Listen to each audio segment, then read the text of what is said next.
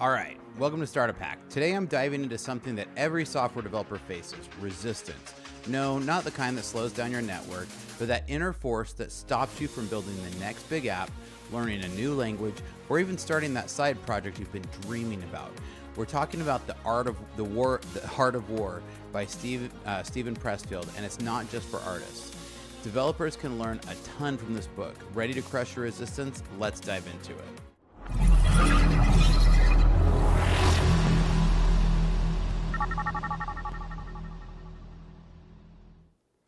All right, so welcome to Startup Hack. I'm Spencer Thomason. Here at Startup Hack, we love to train software developers in our licensed coding boot camps, as well as build custom software solutions for companies. So I do a lot of work as a fractional CTO. With over a decade of executive leadership and a solid 25 years in software development, I've mastered the art of transforming technology teams and products. So here's the deal. Pressfield talks about this invisible force called the resistance in his book, The Art of War. Now, it's like the human boss fighting for, so it's the ultimate boss fighting for creatives. For developers, resistance is what keeps you from coding that passion project, applying for that dream job, or mastering a new framework.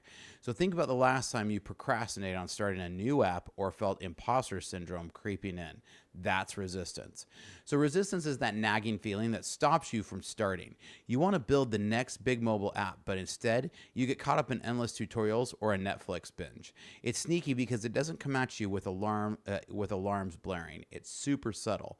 In the context of software development, resistance is why you keep putting off learning that new language or why you never start your open source project. Pressfield says that resistance grows stronger the more important the work is. So the bigger the project, the bigger the resistance.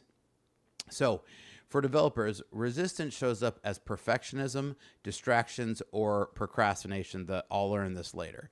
You're halfway through coding a feature, but then you suddenly get the urge to quickly check Twitter. Hours are gone. Resistance. Or maybe you've been working on a project for weeks and suddenly you're like, is this even good enough? Maybe I should just quit. Another example of resistance.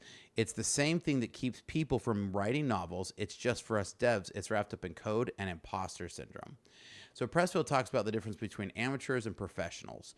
An amateur might code when he feels like it, maybe work on their side project when they're quote unquote inspired, right? Does that sound familiar? A professional shows up daily. They code, debug, and push through whether they feel like it or not. You can tell when a developer is stuck in amateur mode when they give up after a small bug breaks their spirits. A pro, they dig in when they hit these spots and they solve the problem and keep going. That's the difference between a pro and an amateur. Now, how do you turn from a pro as a developer, or turn to a pro as a developer? Now, it's about showing up every day, even when you're not in the mood. You can't wait for motivation. Whether you're writing tests or slogging through documentation, a professional does the work consistently. Pressfield says turning pro is the first step to beating resistance, and that couldn't be more true for a software developer. So if you commit to learning a new framework or building a side project, even when it's really hard to do and you feel like you're moving through molasses, you're on your way to greatness. Now, speaking of getting things to run like a pro, if your company has systems that aren't connected, let us help you out. Here at Startup Hack, our specialty is connecting systems to help your company work like a well-oiled machine. So check out startuphack.com/Spencer today, and we can help you get that fixed. Now, Pressfield goes on to say that fear and resistance go hand in hand. Fear of failure, fear of launching something and nobody using it. Does that sound familiar? Developers face this all the time. Entrepreneurs face this as well. I've had to make over 1,000 of these videos. I want you to think about that number for a minute. I've had to make over 1,000 of these videos before this month I celebrated a milestone by getting 100,000 views, right? It takes a long time, and you have to be okay with being bad at something to get good.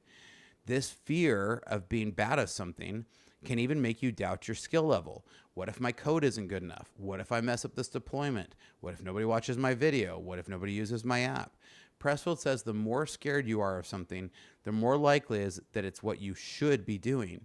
Fear means you're pushing yourself beyond your comfort zone, and that is when growth happens. Now, self-doubt is like a sidekick to resistance. Ever sat there and thought, am I good enough to even be doing this? That's self-doubt creeping in, and this is also kind of part of imposter syndrome.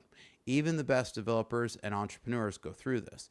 The key is to recognize that this doubt isn't fact. It's just resistance in disguise. So whether you're coding your first full stack app or debugging an entire production system, the best developers push through self-doubt and keep going. As Pressfield says, you can't let that doubt stop you from doing the work. Now, Pressfield is huge on routine, and I totally couldn't agree with this more. Having a daily routine is crucial for overcoming resistance. For a developer, that might mean setting aside time to code every day, even if it's just 30 minutes. And if you're a beginner, definitely make sure you're setting aside this time because you're going to have some resistance. So set aside that time, reserve an hour every morning to contribute to an open source project or to build that app or whatever it is. But when you build a habit, you no longer rely on motivation. It's all about momentum. And once you've got that thing going, resistance loses power. If you're a developer, and especially if you're working from home, and especially if you're a junior, make sure that you have set times and a set schedule. Get up in the morning, get some exercise, grab some breakfast, and then get showered and get ready, just as if you were going to the office. Sit down and work for that day. Don't let yourself get caught up and drug off to some other distraction. Now, Pressfield talks about the idea of invoking the muse, a higher creative force. For developers, we might call this getting in the zone. It's that flow state where everything clicks and the code practically writes itself. But here's the trick. This state only comes if you consistently show up and do the work. It's not going to magically happen. Sometimes I find that it takes me about 30 minutes before I'm really in the zone. I also find that if I put on music, for me personally, it really helps me to get into that zone. You can't just sit around and wait to feel inspired. You have to grind through the boring stuff first, and then boom, you're in the zone. Now, if you need help connecting systems and your company isn't working like a well-oiled machine, then hit us up because we specialize in connecting systems and helping your company to run better. And also, if you're needing some help, reach out to us because we do offer consulting and tutoring to help you get over that hump. And a lot of times I've found this really helps people in being able to get over that hump from becoming junior to senior. So maybe you've taken a boot camp, but you're not quite over the hump, or you just come out of school, but you're not really exactly sure how to work directly with a framework. Hit us up here at starterpack.com/Spencer. We can set up a very specialized custom program. It's not expensive, and you don't have to do it forever. I find that most people take 2 or 3 months. It's very inexpensive, and it can get you going and get you over that hump to break through that resistance. Now, Pressfield also talks about creative work as a calling, and this definitely applies to software development. For many of us, coding isn't just a job, it's a passion, a calling. But with that comes pressure, and that pressure can turn into resistance. Pressfield says the bigger your calling, the more your resistance you'll face. That's why it's essential to recognize it for what it is and push through, no matter how daunting the task feels. Now, let's take a page from Amazon's recent struggle with AI and Alexa. They had 10 years to start, and they had the largest cloud infrastructure in the world. But resistance took hold in the form of complacency. They didn't push the boundaries when they had the chance. They had the data from Alexa. They had all the computation power they needed. They had a whole army of developers, and now they're playing catch up. And instead, they're just going to end up partnering with Claude AI, which is really impressive. But these guys could have beat that themselves. So as developers, we need to learn from this. Never get too comfortable with what you know. Push the envelope, keep learning, and never let resistance win. Now, as Pressfield explains, the battle with resistance is ongoing. Whether you're learning a new coding language or trying to build up startup from scratch, resistance will be there. The key is persistence. It's not about winning a one-time battle. It's about showing up to fight every day. And you're not going to win every fight. But if you keep at it, you'll eventually break through. So here's the takeaway. Resistance is real, and it's holding you back. If you want to be a successful developer, you need to treat your work like a professional. That means creating routines, working through fear and self-doubt, and never waiting for an inspiration to strike. The more you push through resistance, the easier it gets.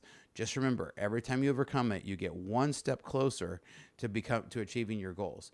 And as Pressfield says, the rewards of beating resistance are huge. Now think for a minute if you were, because again, this art of war is a great analogy. If you look at a great spy movie, my son and I were watching The Bourne Identity last night, right? And if you look at that, these spies, they know exactly what to do. They're calculated. They do the little things. They put together the right system into their backpack before they go out, and they know exactly what they're doing. So as a developer, you've got to be just like that. You've got to know what sets you up for success. What's the things that can get you into the zone? What are the things that make you a better developer? Then you need to just be like that sorry for the analogy, but it's a, art of war, right? The trained assassin who puts together their thing to beat the resistance. What you're trying to assassinate is resistance, right? You're trying to beat that imposter syndrome, and you can go at it and you can take over this. So what are your thoughts? What are some of the things that help you beat resistance? I love to have a great discussion, and the best compliment that I can get is when someone leaves a comment down below in the comments. So make sure that you like and subscribe and leave me a comment. Here at Startup Hack, we love to train software developers in our licensed coding bootcamp and to build custom software solutions for companies. So reach out because we'd love to help. Hit the links down below or check out startuphack.com/Spencer today, and we'll catch you guys next time.